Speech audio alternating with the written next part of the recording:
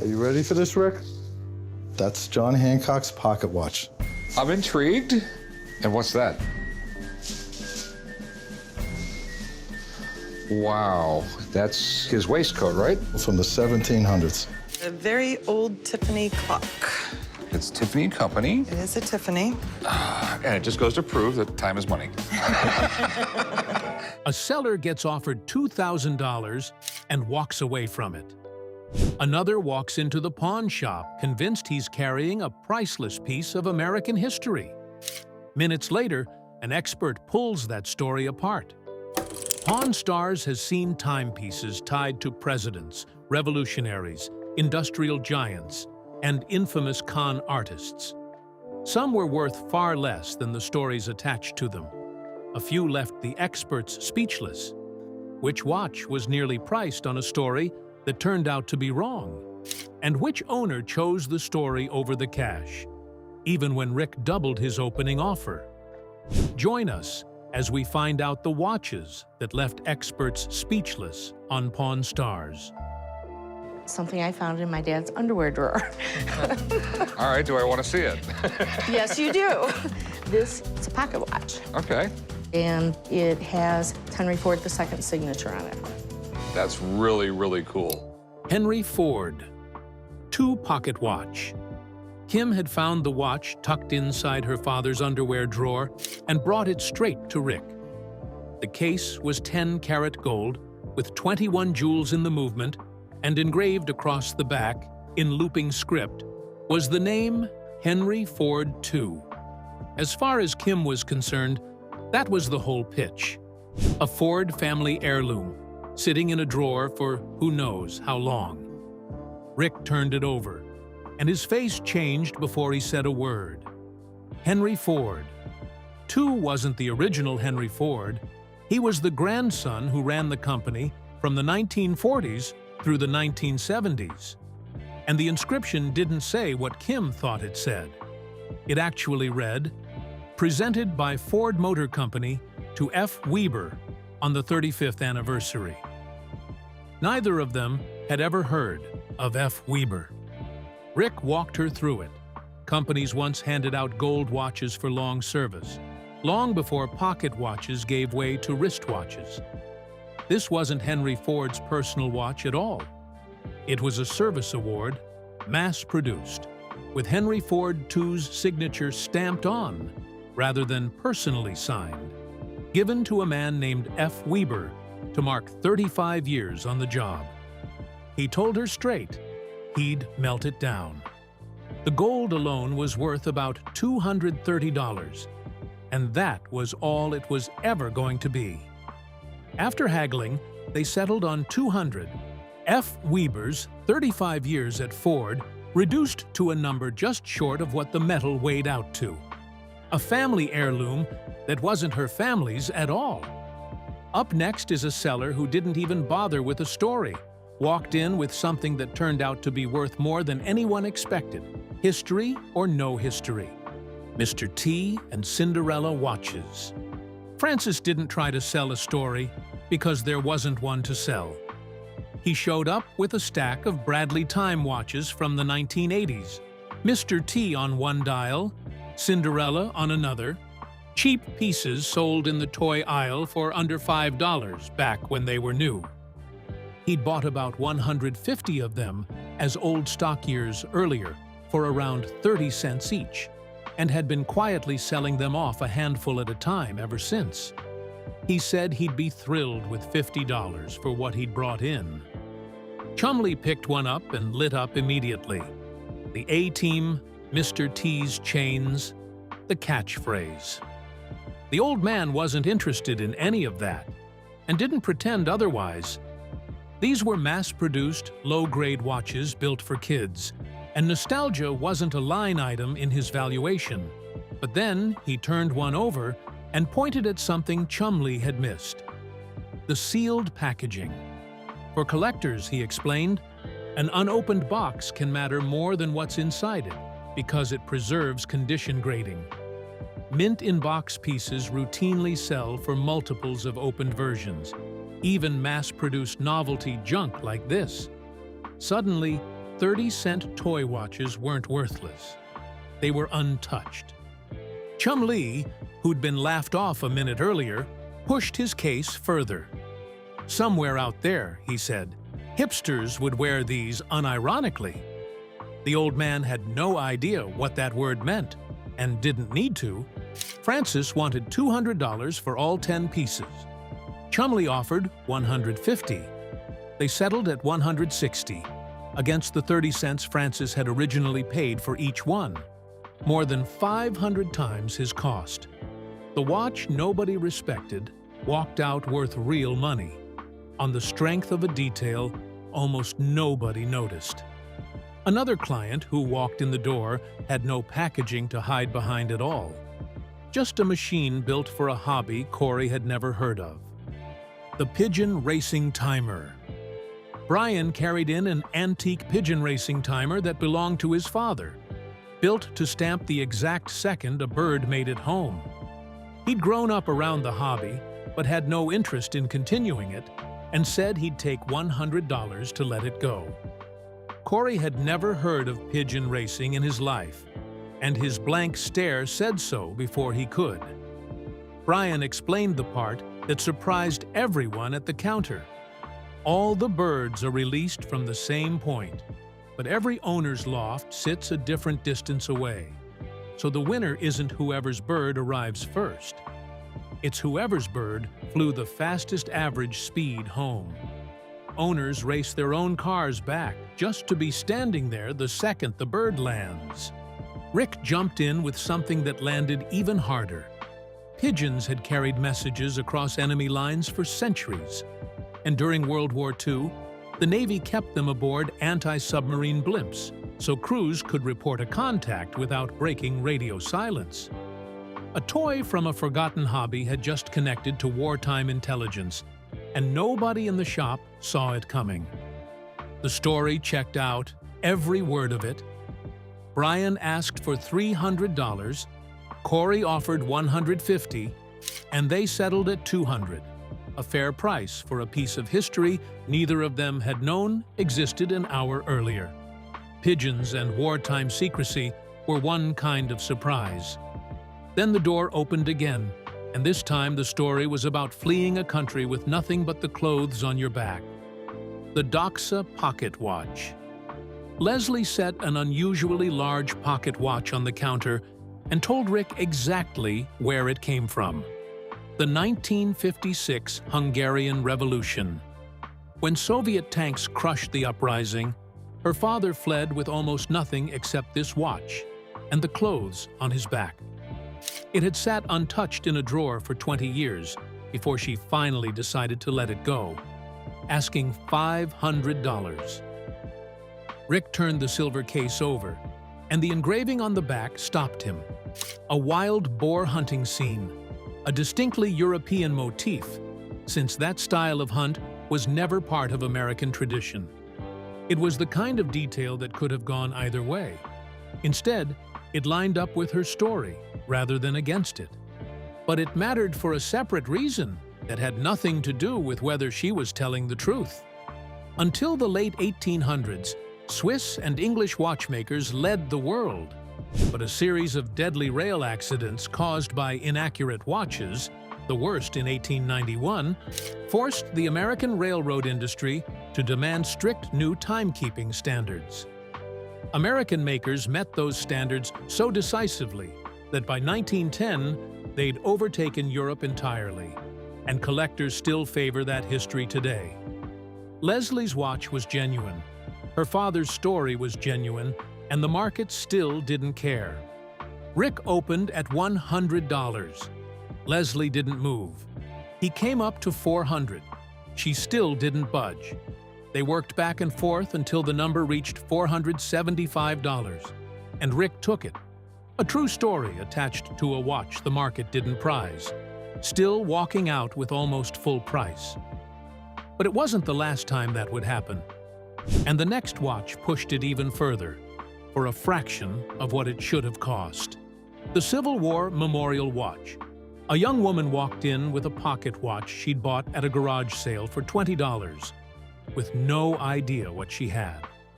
It was Civil War era, and the porcelain dial was still intact, rare given how fragile those dials are and how few survive at all.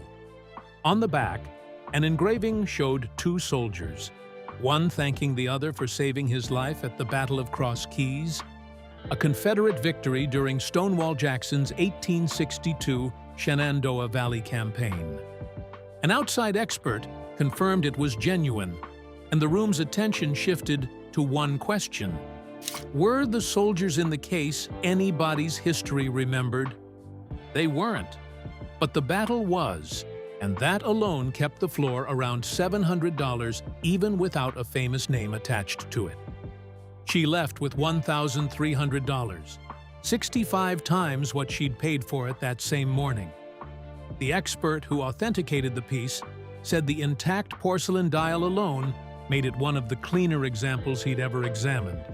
A $20 garage sale gamble had just turned into a four-figure history lesson. The next two pieces walked in with far bigger price tags attached, and far shakier stories underneath them. The Tiffany Banjo Clock. The owner brought in a Tiffany & Company banjo clock, its glass panel reverse-painted with a naval battle from the War of 1812. He was certain it dated to the 1820s, old enough to have been built almost alongside the battle it depicted, and he wanted $8,000 for it. Rick wasn't convinced, and the closer he looked, the more the date slipped. The technique on the glass panel is called eglamise, reverse painting and gilding done from the back of the glass so the image reads correctly from the front, and it had been used on banjo clocks for a full century by the time this one was made. That made it useless for proving an early date on its own. What mattered was everything else. The real estimate placed the clock closer to 1900. The repainting style, the glass aging, and the movement construction all matched late Victorian production methods, not early 19th century craftsmanship. 80 years had quietly vanished from the clock's age. Retail value sat around $2,000, or half that, without the Tiffany name attached. Rick offered $1,200. The seller wanted more than 6 times that, and the gap never closed. He walked out still convinced he was holding a piece of the 1820s. Then came a watch that carried an even older claim, 4 centuries older, and an answer waiting in the metal itself. The English Hallmark watch. A man set down an old silver pocket watch, certain it was English-made and roughly 400 years old, a piece that would have been ticking before the United States existed. Rick didn't argue with him out loud.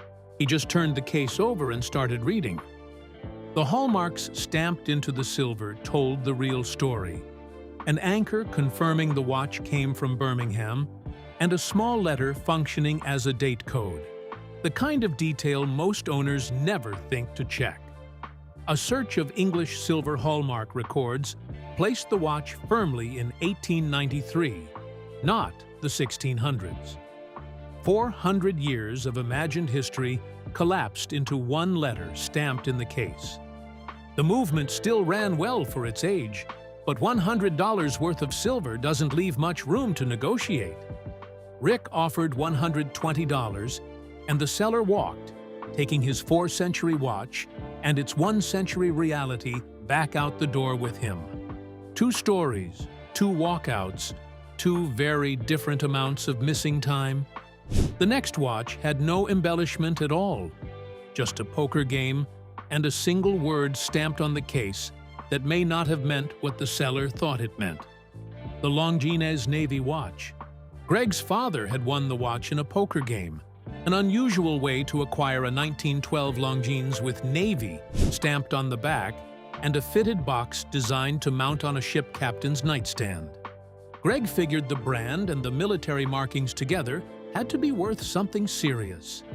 He wanted $5,000, with $2,000 as his real floor. The brand checked out. Longines's winged hourglass logo, registered in 1889, is the oldest unchanged trademark still active with the World Intellectual Property Organization in any industry. The company's Olympic ties run even deeper. Longines supplied timing for the first modern Olympics in Athens in 1896, decades before official partnerships with the IOC became standard. The case itself was stamped 800, meaning it was 80% silver, a practical choice for a marine environment since silver holds up better than base metals in salt air. But Corey wasn't ready to hand the word Navy, the credit Greg wanted to give it. A watch built for actual United States Navy use, he pointed out, would need to be far more advanced than this one. It had a wind indicator and a second hand, but railroad watches from the same era were noticeably more sophisticated. His read, Longines stamped Navy on the case as a marketing move, the kind of shorthand companies used whenever they wanted to borrow the public's trust in an institution. Not a lie, exactly. Just not proof of anything either. Corey opened at $2,500, Greg pushed for $3,500, and they settled at $3,000, with Greg walking out, having accepted a number tied to a Navy connection that may have been nothing more than a label all along. A label was one thing. The next seller's name was the kind nobody in the shop wanted to say out loud. Bernie Madoff's Rolex. A man set a vintage Rolex on the counter and led with the headline straight away. It had belonged to Bernie Madoff, the man behind the largest Ponzi scheme in American history. He had the paperwork to back it up. An auction listing from the November 14, 2009 United States Marshals sale run by Texas-based Gaston and Sheehan auctioneers at a Manhattan hotel ballroom, one of roughly 200 items pulled from Madoff's penthouse and Montauk properties to repay his victims. Then he mentioned, almost as an afterthought, that the watch had been through a restoration. Rick's expression didn't improve. He explained why that single detail mattered more than the name on the paperwork. The case, the movement, and the gold were all genuine Rolex, but the dial and hands had been replaced somewhere along the way. A watch like this, with its original dial intact, even damaged, can be worth dramatically more than the same watch wearing a replacement face, because collectors would rather own something flawed and authentic than flawless and altered. The most famous name on the counter all day, sitting on top of the least authentic watch. The seller believed the Madoff connection alone should push the number higher, restoration or not. Rick disagreed completely. He offered $10,000, a number built around the parts that had actually been replaced, not the name attached to the case. The seller wanted $40,000, arguing the story alone justified it. 4 times what Rick was willing to pay for a face that wasn't even original. Neither side moved, and the watch left the shop the same way it came in, unsold, carrying a name most buyers would rather not wear on their wrist anyway. If a name that famous couldn't close a deal, the question became whether any story could, no matter how real it was. The Royal Oak. A man came in with 3 unworn watches, acquired during 8 years working directly for Audemars Piguet. 2 Royal Oaks and 1 lady's piece. Rick recognized them before the seller finished setting them down. Gerald Genta's Royal Oaks, the watches that launched the luxury steel sports category in 1972, and that the watch world had been arguing about ever since. The blue dial version was the most sought after of the 3, and the 39mm case, closest to the original 1970s proportions, commands more than the later 40 and 41mm sizes. This time, there was no question to settle. The watches were real. The provenance was real. The only thing left to argue about was price. The seller wanted $120,000 for the set, pointing to online listings near $50,000 apiece. Rick pushed back. Online asking prices don't reflect what buyers actually pay, and the second-hand luxury market had softened considerably. He offered $50,000. The seller came down to $110,000. Neither side moved, and 3 genuine, fully authenticated watches walked back out the door with him, unsold, for no reason except the number. A true story, and real watches still weren't enough to make a deal happen, which made the next visitor's outcome the rarest thing all episode. A story so true and a watch so wanted that the gap simply never opened in the first place. John Hancock's pocket watch. Rick had wanted something connected to John Hancock for years, and when the watch arrived, 18-karat gold, every original part intact, he didn't try to hide how he felt about it. He pointed out something most people never think about. Clothing of Hancock's era rarely even included a watch pocket, because owning a working watch at all was rare enough that most people never needed one. Hancock was the wealthiest man in New England when he signed the Declaration, and a watch like this was a status symbol even at that level of wealth. Rick wanted it for his personal collection, not resale, which changed the entire tone of the negotiation. The seller opened at $150,000. Rick, who usually plays hardball, broke from form entirely. Instead of countering low, he offered a single fair number, $125,000, and stopped talking. The seller hesitated, then took it. No back and forth, no walking away to think it over. Just a number that didn't move. He offered to take the seller to dinner before the paperwork was even finished. A watch too valuable for the pockets of the era it came from. A story that turned out to be completely true. And the one deal all episode that closed exactly where it started. Which moment, do you think, was the bigger gamble? The Madoff seller turning down $10,000 and holding out for $40,000, or the Royal Oak owner walking away from a $50,000 offer on watches worth far less than he claimed? Share your thoughts with us in the comments section. Remember to like, share, and subscribe for more. Also, click the next video showing on your screen. You will enjoy it.